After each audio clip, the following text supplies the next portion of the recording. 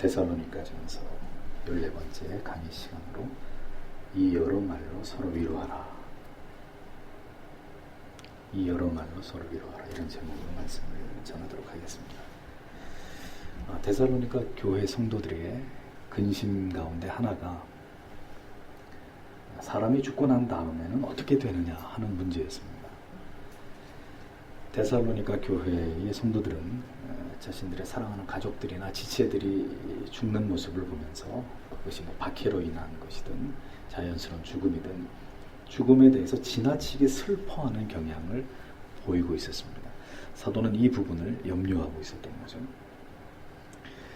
인간이 갖는 원초적인 두려움 가운데는 이 죽음에 대한 두려움이 있습니다.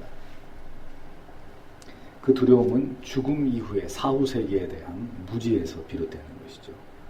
그래서 사람들은 다 죽음을 두려워하고 죽음을 이야기하는 것을, 죽음을 화두로 주제로 얘기하는 것을 꺼려합니다.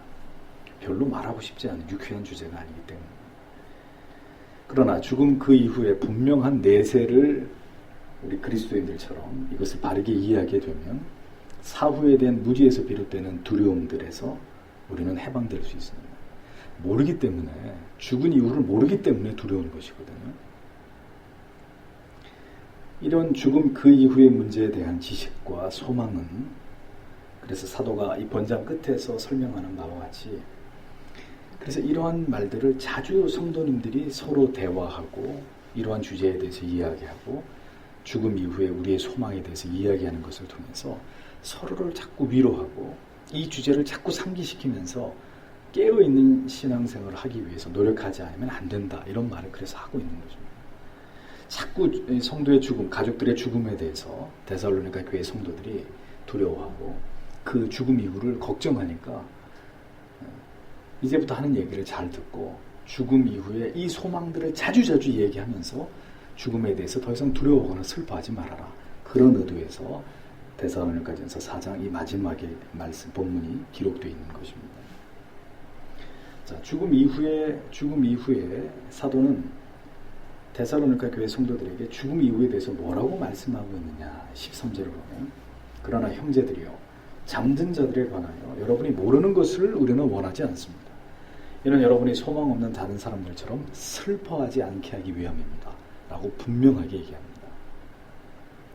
사도는 잠자는 자, 즉 죽은 자들을 가리키죠. 죽은 자들에 대해서 모르는 것을 우리가 원하지 않는다. 자, 이중부정입니다. 문법상 이중부정이 사용되어지는데 이 의미는 죽은 자들에 대해서, 죽음 이후에 대해서 반드시 그대들이 알고 있어야 된다라는 사실을 강조하고 있는 거예요. 그러니까 성도는 반드시 알아야 될 것이 있는데, 알아야 될 중요한 지식들이 성경에 너무 많지만 오늘 여기서 이제 사도가 반드시 알고 있어야 될 지식이 있다. 그것은 뭐냐? 죽음 이후에 관해서다 라고 얘기하는 거예요. 그러니까 절대로 우리의 그 어떤 사유의 주제나 내용이 이 세상에서 어떻게 사느냐의 문제에만 국한되어 있어서는 안 된다는 거예요. 사도는 분명히 얘기합니다. 죽음 이후에 대해서도 반드시 알고 있어야 됩니다. 그것은 너무 신앙에 있어서 중요한 부분이다. 이것을 강조합니다. 그럼에도 불구하고 오늘 이 시대에 죽음 이후에 대해서 관심을 가지고 신앙생활 하시는 분들이 많이 계십니까? 이미 설교 자체도 현실을 다루고 현재의 어떤 문제나 어떤 이슈나 어떤 현실적인 대안에 대한 많은 말씀이 거기에 포커스를 맞추어서 설교를 하지, 죽음 이후에 대해서 그렇게 열심히 자주 강조하는 말씀들은 흔치 않습니다. 그만큼 우리의 주제가, 성경은 죽음 이후까지도 반드시 알아야 된다고 얘기하는데 죽음 이후는 알 필요 없어. 죽으면 다 천국 가는 건데 하고 자꾸 우리의 관심 자체가 현실에 머물러 있도록 만듭니다. 이것은 분명히 성경적으로 볼 때 신앙의 균형을 잃어버린 모습이라고 말할 수 있는 거죠. 성경은 죽음 이후에 대해서도 중요한, 이 죽음 이후에 관한 주제가 우리에게 있어서 가장 중요한 주제라는 것을 분명히 말씀합니다. 죽음은 인간을 지극히 겸손하게 만드는 그런 주제입니다. 그래서 사람들이 이 주제에 골몰하고 싶어 하지 않아요. 치명적인 전염병으로 인해서 많은 사람들이 목숨을 잃던 과거 중세 시대에는 사람들이 그 시대는 지금 오히려 지금보다 더 죽음에 대한 많은 어떤 사색과 사유를 가졌었습니다. 그래서 그 시대에 이미 죽음에 대한 많은 깊이 있는 저술들이 나와 있어요. 왜? 그 시대는 이 죽는 일이 너무 비일비재했기 때문입니다. 사람이 태어나서 지금처럼 이렇게 70, 80을 넘기고 장수한다는 거, 중세시대 15세기 이전만 해도 사람이 그렇게 너무 뭐 전염병은 창궐하고 의학의 수준은 너무 떨어져 있고, 그러니까 사람들이 전염병에 걸리면 그냥 다 죽는, 애부터 어른까지 다 죽는 거예요. 15세기 영국의 인구의 뭐 3분의 1이 패스트로 다 죽고, 런던에 있는 뭐 그렇게 죽음이 머지않았던 그런 시대는 사람들이 죽음에 대한 극도의 공포가 있었고, 그래서 죽음에 대해서 깊이 사유하고 그 죽음의 문제를 풀기 위해서 몸부림을 쳤었습니다. 그랬기 때문에 오히려 그 중세시대 때 더 어떤 이 종교가 더 강력하게 힘을 발휘하고 많은 사람들이 그 종교에 심취할 수밖에 없었던 것이 너무나 당연한 이유가 되는 거죠. 내세에 대한 너무나도 간절한 소망을 가질 수밖에 없었던 것은 많은 사람들이 그렇게 죽임을 당하고 그렇게 죽음이 그들에게 낯선 것이 아니었기 때문입니다. 중세시대 이후 청기도시대에 그렇게 신앙의 뜨거움과 열정으로 그들이 불타오를 수 있었던 중대한 이유 중에 하나도 이 죽음에 대한 진지한 사유가 있었기 때문과 무관하지 않단 말이에요. 죽음에 대해서 속수무책인 시대에 어떻게 하겠어요? 전적으로 하나님을 의지할 수밖에 없는 게 당연하잖아요. 예, 오늘 죽을지 내일 죽을지, 또 이번 전염병엔 다행히 우리와 우리 가족이 살아남았지만 또 다음번에 어떤 전염병에 창궐해서 그때 죽임을 당할지 내일 일을 기약하지 못하는 그런 암울한 시대였기 때문에 오히려 지금보다 신앙의 동기가 더 충만하고 더 진지하고 더 간절했을 거라는 거예요.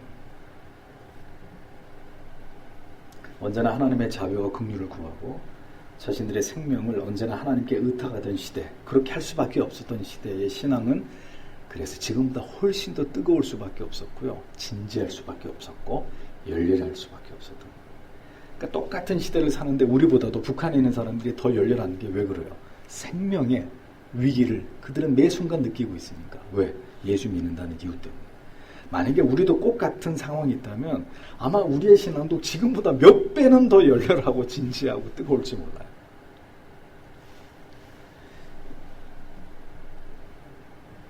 그러나 그런 상황이라면 그렇게 죽음의 문제에 대해서 간절할 수 있지만 그런 상황이 아니라 우리가 하나님하고 멀어지고 참된 진리에 대해서나 죽음 이후에 대해서나 이런 것들을 사유하고 생각할 필요가 없을 만큼 모든 것들이 여유로워지고 풍요로워지고 또 과학이나 의학의 기술이 발전돼 버리면 죽음 이후에 대한 확고한 지식과 믿음이 없게 되면 어떻게 되겠어요? 사람들은 다 죽음에 대해서 관심이 없거나 아니면 또 죽음에 대한 또 반대적으로 더 극도의 두려움과 공포로부터 벗어나기 어려워지는 거예요. 역설적이죠. 의학은 발전되고 사람의 평균 수명은 늘어나는데도 사람들은 더 죽음의 문제에 대해서 민감하고 더 오래 살고 싶어가지고 안달복달을 하죠. 하나님과 멀어지면 죽음은 두려워지는 것입니다. 죽음에 대해서 진지하게 사유할 동기가 없으면 죽음은 두려워지는 것입니다. 그래서 사도는 말합니다. 죽음 그 이후에 대해서 분명한 지식과 믿음을 가짐으로 죽음 이후에 대해서 무지한 소망 없는 다른 사람들처럼 그렇게 죽음의 문제에 대해서 슬퍼하지 않게 되기를 바란다라고 얘기하는 거예요. 그들이 죽음 이후의 문제에 대해서 정확히 알고 믿으면 절대로 죽음은 슬퍼할 문제가 아닌데 그대들처럼 그리스도 안에 있지 않은 세상 그리스도 밖에 있는 자들은 그 죽음의 문제가 그들에게는 슬픔의 동기와 이유일 수밖에 없다. 그런 얘기죠. 그러니까 이 죽음의 문제를 정확히 이해하고 예수를 모르는 이들처럼 그 죽음의 문제 때문에 슬픔에 빠지는 일이 없게 하라고 서두에 이 말씀을 그렇게 하고 있는 이유를 밝히고 있는 것입니다. 성도는 죽음을 어떻게 해석해야 됩니까? 성도는 죽음은 영원한 안식의 시작을 의미하는 것입니다. 적어도 성도는 믿음 안에서 한평생 수고와 슬픔뿐인 인생을 살다가 죽음을 맞이하게 될 때 그렇게 죽는 분이 우리의 부모님이든지 신앙 안에서의 우리의 부모님이든지 가족이든지 지체들이든지 간에 분명히 말합니다. 아직 저희 교회에서는 뭐 장례식을 치른 적이 없습니다만 우리 가운데 누가 죽게 되더라도 성도 여러분 과도히 슬퍼하지 마세요. 그거는 아름다운 신앙의 모습이 아니에요. 예수를 잘 믿고 먼저 떠나가는 성도들 박수 쳐주고 축하해 줄 일이에요. 아, 부럽다. 이제 저분은 영원히 쉬는구나. 우리는 남아서 또 지질이 고생하면서 눈물 흘리면서 참 눈물의 골짜기를 지나가야 되는데, 아, 저분은 끝났구나 이제. 먼저 가서 쉬시겠구나. 환송해 드릴 일이에요. 자기가 먼저 가서 편히 쉬시라고. 그래서 제가 전에도 어떤 장례식에 갔는데 막 슬퍼가지고 어쩔 줄 몰라는 이런 분들을 봤어요. 교회 권사님이신데. 그럼 내가 속으로, 아니 왜 저렇게 슬퍼하시나? 돌아가신 어머니 예수 잘 믿고 가신 분인데, 별로 은혜스럽지 않아요. 제가 볼 때는. 예수를 잘 믿고 먼저 떠나가는 우리의 부모님들이나 믿음의 지체들, 정말 찬송을 부르면서 먼저 편히 가서 쉬시라고 그렇게 보내드려야 돼요. 우리가 믿음이 없는 사람 같으면 슬퍼요. 다시는 볼 수 없다는 것 때문에 우리에게 어떤 그것이 큰 슬픔이 될 수 있는데, 또 만약에 예수를 모르고 죽었다 그러면 또 그것도 슬픈 일이죠. 그런데 잘 예수를 믿고 우리보다 먼저 주님의 품에 안겼다 그러면 우리가 부러워하면서 안녕히 가시라고, 졸업을 축하드린다고 그럴 일이지, 막 슬퍼가지고 어떻게 떠나보내냐고 막 이렇게 알걸복걸할 일은, 안달복달한 일은 아닌 것 같아요. 그렇습니다. 죽음을 정확히, 성도의 죽음을 정확히 이해한다. 영원한 안식 가운데서 이제는 주님의 품에 있게 된 것을 축하하고 기뻐할 일이 성도가 죽음을 바라보는 관점이 되어야 된다. 그러니까 슬퍼할 문제가 아니라는 거예요. 그런데 말이죠, 그건 우리 입장이나 그렇고요. 불신자들은 다르다는 거예요. 그들은 죽음 이후에 대해서 아무런 지식이나 소망을 가지고 있지 않잖아요. 그리스도 밖에서의 죽음은 아무런 소망도 영광도 어떠한 기대도 존재하지 않습니다. 그래서 그들은 슬픈 거예요. 다시는 볼 수 없기 때문에. 그런데 또 그렇게 생각하니까 싫은 거죠. 그래서 사람들은 이상한 철학을 만들어냈어요. 헬라 철학은 영혼 불멸을 주장하죠. 또 헬라 철학의 어떤 내용은 열심히 이 세상을 살 때 지식을 쌓고 선을 쌓은 사람들의 영혼은 이 물질 세계를 떠나는 즉시 이데아의 세계, 영원한 세계로 들어간다. 이런 말도 안 되는 개똥 철학을 만들어가지고 헬라 사람들은 또 그런 것들을 신봉합니다. 동양 철학은 어떻습니까? 동양 철학에는 죽음을 이해할 때 죽음 이후의 인간의 존재는 다시 만물로 돌아가서 새로운 탄생을 이끌어내는, 새로운 탄생으로 다시 태어나는 윤회를 얘기하거나, 아니면 죽은 이후에 사람의 몸은 이 만물로 다시 우주 가운데로 이렇게 흡수되어져서 어떤 이 우주를 이루고 있는 한 존재의 한 부분이 된다. 이러한 철학을 가지고 사람의 죽음을 이해하려고 하죠. 모두 다 죽음 이후에 대한 인간의 어리석은 발상이고 인간의 주장일 따름이지 성경은 전혀 그렇게 얘기하고 있지 않습니다. 그러니까 뭔가 죽는 것으로 그냥 끝 하면은 너무 섭섭하니까 나름대로 인간들은 자기의 철학적 사유를 가지고 인간의 죽음 이후의 존재를 이렇게 미화시키고 이렇게 주장하지만 다 웃기는 이야기들이죠. 죄송한 얘기지만.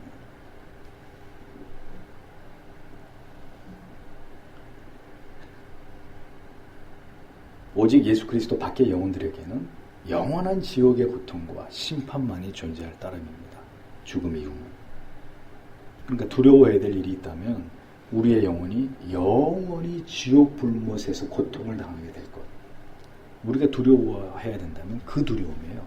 죽은 이후에 예수를 믿지 않은 사람은 영원한 지옥 불못에 떨어져서 영원토록 끝없는 고통을 당한다. 그 두려움.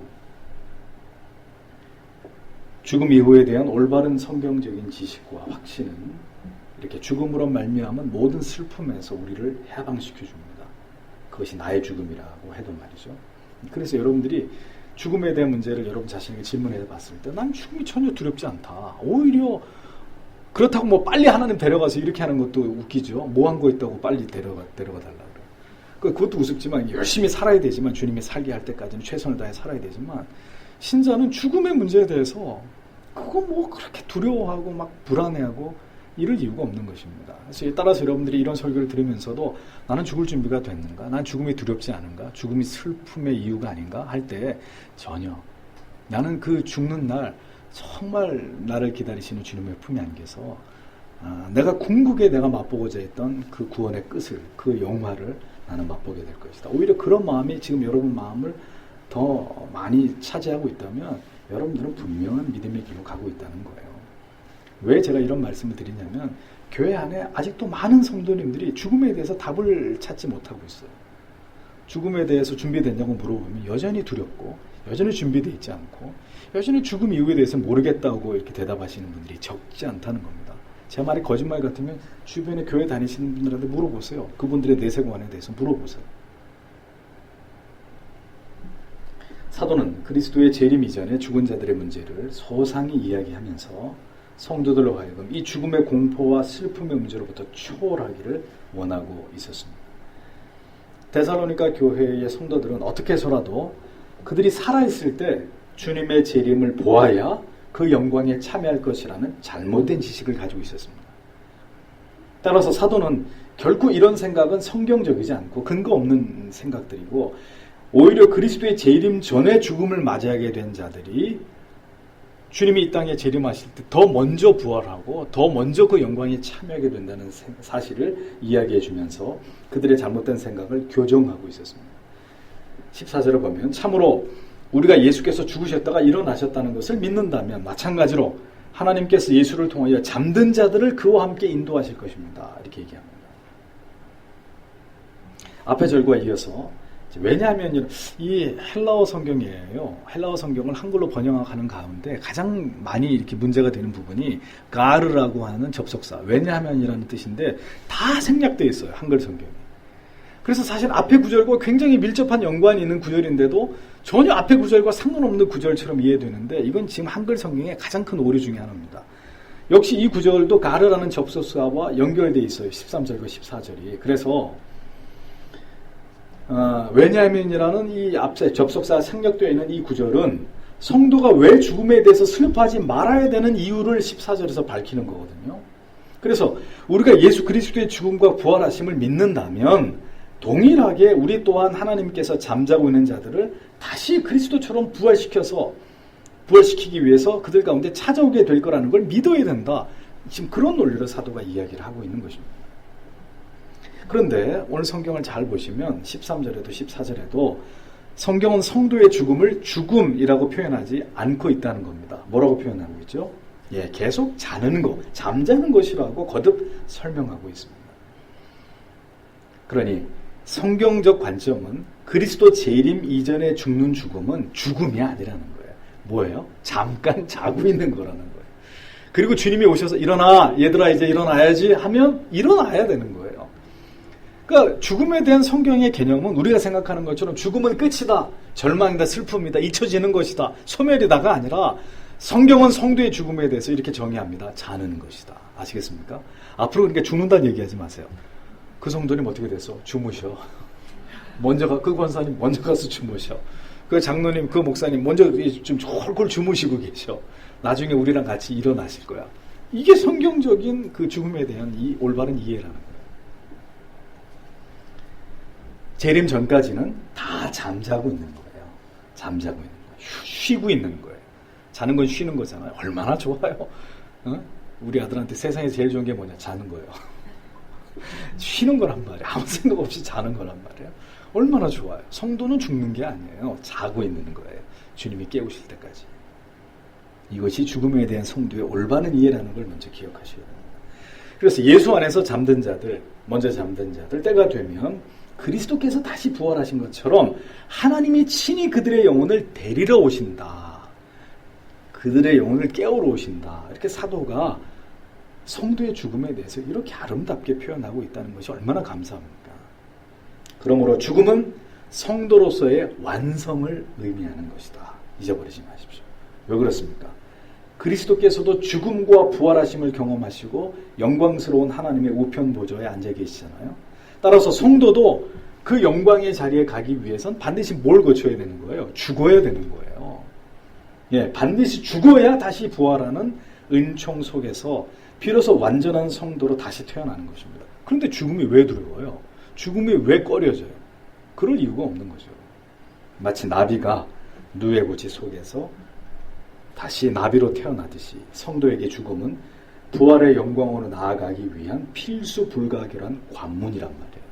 그러니까 얼마나 마침내 그 관문에 도달했으니 얼마나 좋아요. 얼마나 기쁜 일이에요. 이제부터는 죽음을 그렇게 생각하셔야 되는 거죠. 이것이 그리스도 안에서 죽은 자들의 특권, 영광의 특권입니다.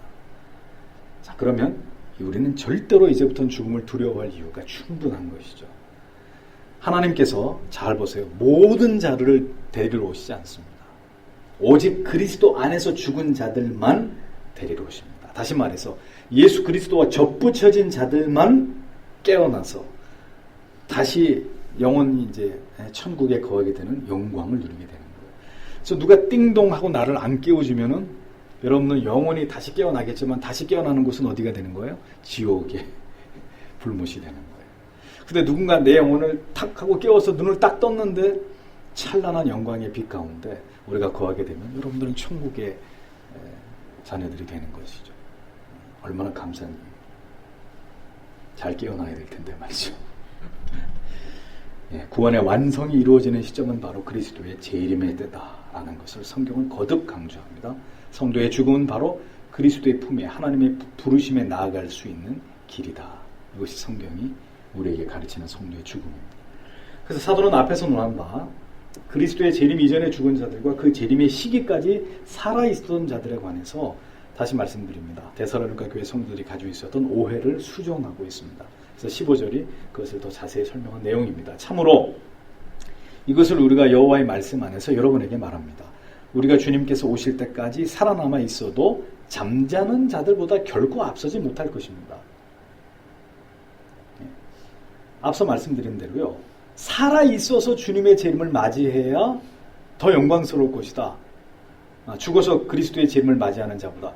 이런 근거 없는 데살로니가 교회 성도들의 그 생각에 대한 반박을 사도가 하고 있는 거예요. 그건 근거 없는 생각이다.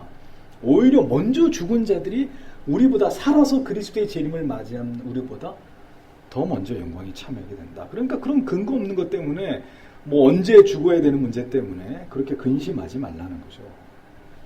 오늘도 보면 진리가 우리를 자유케 하는데 진리를 모르니까 사람들이 자기 영혼을 스스로 옥죄고 있어요. 참 답답한 얘기입니다. 성경을 보면 다 답이 나오는데도 성경을 모르니까 불안해하고 예수 믿으면서도 불안해하고 뭘 봐야 되고 또 느껴야 되고 체험해야 되고 또 참 안타까워요. 진리는 우리에게 자유를 줘요. 여기 데살로니가 교회 성도들도 성경에도 없는데 왜 그런 거 가지고 두려워하고 있어요? 왜 예수님 재림할 때까지 살아있어야 그것이 더 자기들에게 이익이 된다는 근거 없는 생각들 하고 있습니까? 스스로 자기들을 괴롭히고 있는 거예요. 자주 말씀드리지만 성경에 대한 무지, 성경에 대한 오해가 우리에게 곤란과 혼란과 갈등을 초래합니다. 성경을 정확히 알면 알수록 우리는 점점 자유해집니다. 오늘도 우리가 죽음에 대해 정확하게 이해함으로 죽음이 더 이상 두려워지지 않듯이 그래요. 진리는 자유한 거예요. 그래서 사도가 그것을 일깨워 주었던 거죠. 그리고 지금 사도가 하는 얘기는 자기의 생각이 아니라 성경이 15절에 그랬죠. 주의 말씀으로 라고 모습을 받고 있습니다. 내가 하는 말이 아니라 이미 주께서 그렇게 말씀하신 것이다. 이건 내 말이 아니다. 라고 그리스도께서 하신 말씀에 근거를 두고 자기가 이 얘기를 하고 있다는 사실을 밝힙니다. 이는 주님께서 말씀하시되 라는 표현을 추가함으로써 결코 주의 재림의 시기까지 살아있었던 자들이 먼저 죽은 자들보다 앞서지 않는다는 사실에 대해서 사도가 더 확고하게 이것을 강조하고 있는 것을 우리가 보게 됩니다. 그러니까 부활의 순서와 그 영광에 참여하는 순서는 그리스도의 재림의 시기까지 살아남은 자들이 절대 먼저가 아니라 먼저 잠들어 있었던 자들이 그 영광에 먼저 참여하게 된다. 그러니 여기 제일 먼저 참여할 자가 누구겠어요? 아담과 하와죠. 그 다음에는 아브라함, 이삭, 야곱, 요셉, 모세, 다윗, 사도 바울 그런 순서겠죠. 칼빈, 주기철 목사님, 손영원 목사님, 한상동 목사님, 박형용, 박윤선 이런 신앙의 걸출한 믿음의 신앙의 선배들이 먼저 그 영광에 참여하는 것이고 그 다음에 죽음은 우리가 그 다음 차례가 되는 거고 그 다음에 그때까지 살아있었던 사람들이 맨 마지막인 거예요. 그건 전혀 상관없는 거예요. 그러면서 사도는 16절과 17절에 이제 그리스도의 재림의 날 이루어질 이 영광스러운 사건에 대해서 세밀하게 묘사해 나갑니다. 주님께서 친히 호령과 천사장의 소리와 하나님의 뿔나팔 소리와 함께 하늘로부터 내려오실 것입니다. 자, 이것은 알레고리즘적인 해석이 아닙니다. 풍요 해석이 아니라 매우 사실적 묘사입니다. 여기 어떤 다른 상징적인 의미가 있는 게 아니라 이 지금 얘기하고 있는 그대로 그런 일들이 이 땅 가운데 나타나면서 주님이 재림하신다라는 얘기입니다. 그러면서 메시아 안에서 죽은 자들이 먼저 일어나고 계속 반복해요. 살아남은 우리가 공중에서 주님을 만나고 구름 안으로 그들과 함께 잡아채워져서 올라갈 것입니다. 그래서 우리는 항상 주님과 함께 있을 것입니다. 이게 17절의 내용입니다. 자, 본문을 잘 보면 17절에 주의 재림의 날 세 가지 소리가 천지에 울려 퍼질 것을 말씀합니다. 세 가지가 뭐예요? 호령, 천사장의 소리, 하나님의 나팔, 그것입니다. 다른 성경에는 큰 소리가 나면서 하늘이 풀어진다고 얘기하죠. 하늘이 이렇게 사라져버리는 거예요. 자, 이 소리에 맞춰서 죽은 자들이 다시 살아나게 된다고 성경은 분명히 얘기합니다. 우리가 살아있을 때 이 소리를 듣게 될까요? 모르죠. 모르는데 어느 날 주무시든지 일을 보고 있는데 귀청이 떠나갈 것 같은 하늘에서 나팔 소리가 들린다. 그러면 그때인 거예요. 네, 나팔 소리. 네. 큰 나팔 소리. 정말 귀청이 이 지구상에는 모든 사람들이 자고 있던 사람들도 뻘떡 일어날 만큼 이 큰 소리가 호령과 천사장의 소리와 하나님의 나팔, 어마어마한 소리로 그리스도의 재림을 이 세상에 알리게 될 거라는 거예요. 여기서 호령은 명령 소리인데요. 어떤 걸 얘기하냐면 전쟁에서 지휘관이 돌격하고 소리 지르는 거 있죠. 이거를 작게 얘기하겠어? 돌격 이렇게 얘기하겠어요? 아니죠. 목청이 터져라 돌격하고 이렇게 외칠 거 아니에요. 명령 소리. 이게 호령입니다. 그러니까 주님이 재림하실 때 천사장, 수많은 천군 천사, 주님의 재림은 주님 혼자 이렇게 단독으로 조용히 오시는 게 아닙니다. 수많은 천군 천사를 대동하고 천사장이 소리를 지릅니다. 뭐라고 할까요? 주님이 이 땅 가운데 오신다. 뭐 자세히는 모르겠습니다만 주가 오신다 그러든지 뭐라 아무튼 천사장이 그 수많은 천군 천사와 더불어서 소리를 지릅니다. 그 다음에 하나님의 나팔 소리라는 것은 이 구약 성경에 보면 하나님의 임재의 상징으로 이것이 자주 표현됩니다. 그래서 마태복음 24장 31절에도 저가 큰 나팔 소리와 함께 천사들을 보내리니 이렇게 기록되어 있고요.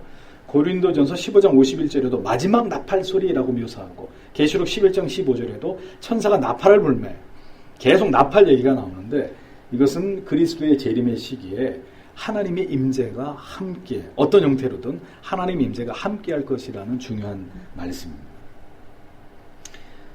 자, 그러니까 이것이 바로 그리스도의 재림의 때에 우리의 눈앞에 펼쳐질 정말 크고 위대하고 두려운 모습이 될 거라는 거예요. 그러면서 부활의 순서를 얘기하죠. 계속 강조합니다. 이 문제가 그들에게 고민이었기 때문에 사도가 계속 얘기합니다. 그리스도 안에서 먼저 죽은 자들이 그 다음에 재림의 시기까지 살아남은 자들이. 근데 이 두 이제 하나님의 사람들이 어떻게 된다는 거예요? 구름 속으로 끌려 올려진대요. 자, 끌어올려라는 말의 원어의 의미는 움켜쥐다, 잡아채다 이런 뜻입니다.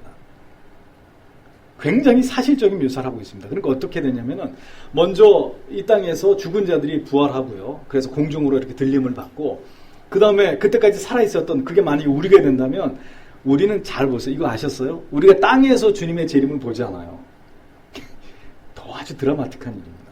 우리 모두가 호련히 슈퍼맨처럼 다 이렇게 하늘로 잡아챔을 당하는 거예요. 순식간에 하늘로 우리가 이렇게 들려 올림을 당해서 어디에서 주를 본다 그랬어요, 성경에?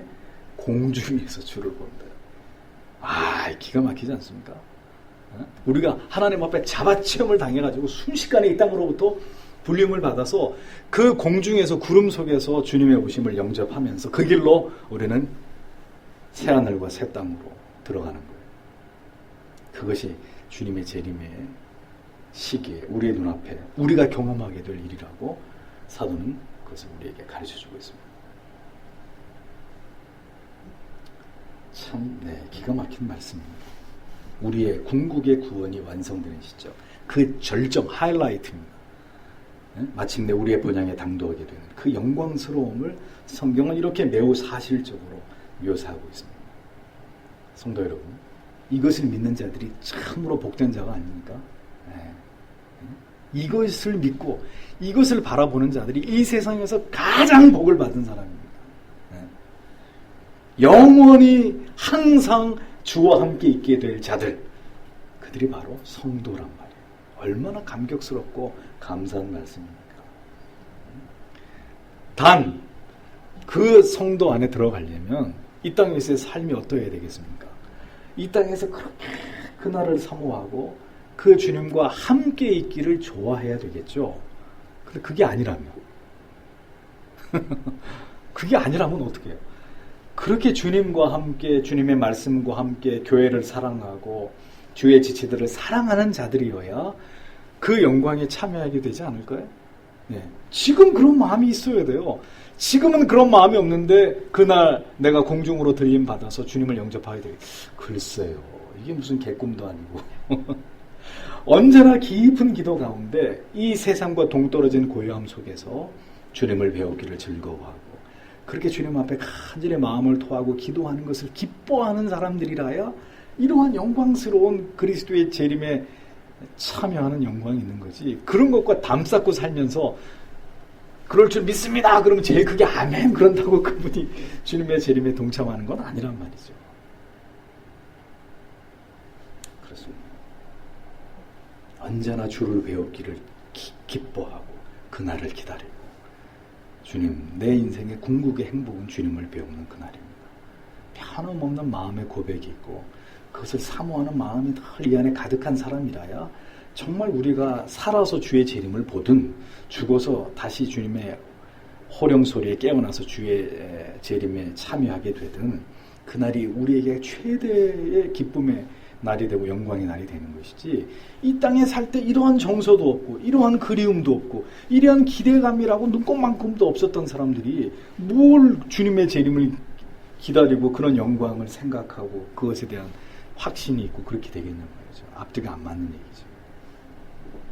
마지막으로 성경은 말씀합니다. 18절에 그러므로 여러분은 이런 말들을 서로 이런 말들로 서로 위로하십시오. 그랬습니다.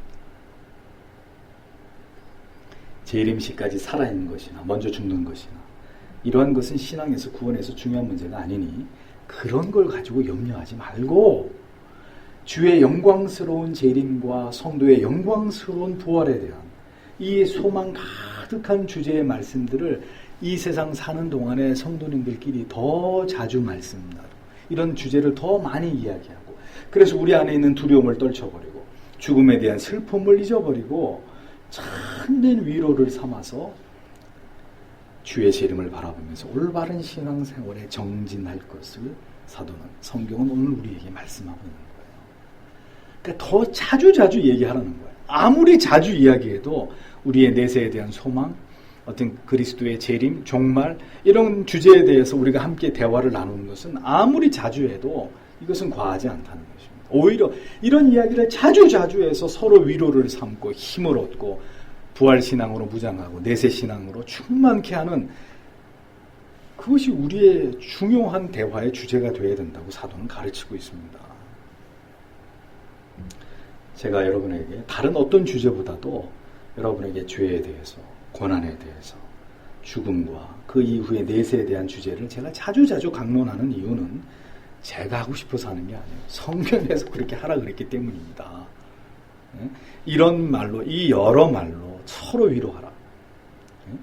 더 자주, 더 빈번히, 더 사실적으로, 더 소망에 충만하게, 더 기대감을 갖도록 자꾸 우리는 이 얘기를 해야 되는 거예요. 주님의 다시 오시는 그날, 우리가 그 영광에 참여하게 될 기쁨, 그 내세의 소망, 어떻게 하면 돈을 더 많이 벌고 어떻게 하면 잘나가, 이런 얘기들은 성도가 나눠야 될 주제가 아니고요. 그 세상 사람들은 맨날 모이면 그 돈 버는 얘기, 재테크 얘기, 맨날 하는 얘기 그거잖아요. 어떻게 하면 우리의 저 서울대학교 보내는 뭐 이런 얘기들. 성도의 주제는 그런 얘기들이 아니라 이러한 이야기들. 언제나 주의 재림에 대해서, 우리의 죽음 이후의 그 영광스러움에 대해서 우리는 자주 이 주제를 확신을 가지고 서로에게 자꾸 이야기하면서 우리 안에 소망을 키워가고, 이 세상에서 우리가 참된 신앙의 길을 가기 때문에 당하게 되는 서러움, 불이익, 세상으로부터 받는 어떤 핍박 이런 것에서 우리가 서로 위로를 받으면서 우리가 그렇게 이 땅에 사는 동안에 내세신앙으로 충만해야 될 것이라고 사도가 권면하고 있는 것입니다. 그런 이야기들을 자꾸 나누면 우리의 신앙이 어떤 유익이 있을까요? 이 땅의 문제에 대해서 점점 초월하게 되는 거예요. 그렇죠? 자꾸 그런 얘기를 하면 여기서 뭘 어떻게 더 많이 이런 것들이 점점 이렇게 우리 안에서 이렇게 중요한 주제가 되지 않는 것을 느끼실 겁니다. 아마.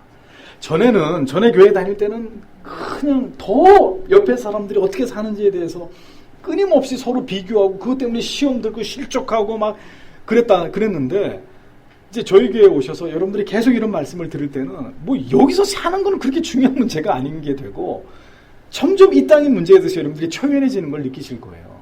자꾸 이런 설교를 듣다 보면 그래 뭐 인생 뭐 있어? 어? 이렇게 주님 섬기다 가는 거지. 자꾸 이제 이 세상으로부터 우리의 마음이 이렇게 떠나가고 이런 전에는 그렇게 민감하고 예민하던 문제들이 점점 이렇게 둔감해지고 그런 게 중요하게 여겨지지 않는 이런 것들을 느끼실 겁니다. 욕심이나 탐욕이나 이런 것들이 이렇게 사라져가고 점점 자꾸 죽음 그 이유를 바라보려고 하는 소망이 여러분 안에 커가는 걸 느끼실 거예요. 왜 그러냐면 자꾸 이런 말씀을 듣고 위로를 받기 때문입니다. 세상의 문제들에 대해서 초연할 수 있고 초월할 수 있습니다. 욕심을 버릴 수 있고 염려와 근심으로부터 벗어나실 수 있는 곧 지나가 버릴 인생입니다. 이 세상의 것은 절대로 영원하지 않고 영원한 것을 우리에게 보장해 주지도 않는다. 영원한 것은 그리스도의 제 이름을 통해서 우리가 마침내 거하게 된 그 나라만이 영원한 것일 뿐이다. 그곳을 바라보면서 오늘도 이 소망으로 위로를 받고 또 위로하시면서 하늘의 소망을 두신 성도의 삶을 더 힘있게 살아가시는 여러분들이 되셔야 되는 것입니다. 죽음은 결코 두려움의 대상이 아니라 성도의 구원을 종결짓는 영원한 축복의 시작이며 영광스러운 성도로서의 이 세상에서의 마지막 마침표가 죽음입니다. 영원한 내세의 소망, 오늘도 그거 마음에 품으시고요. 이 세상을 이겨나가시는 여러분들이 다 되시기를 주님의 이름으로 축복합니다. 기도하겠습니다.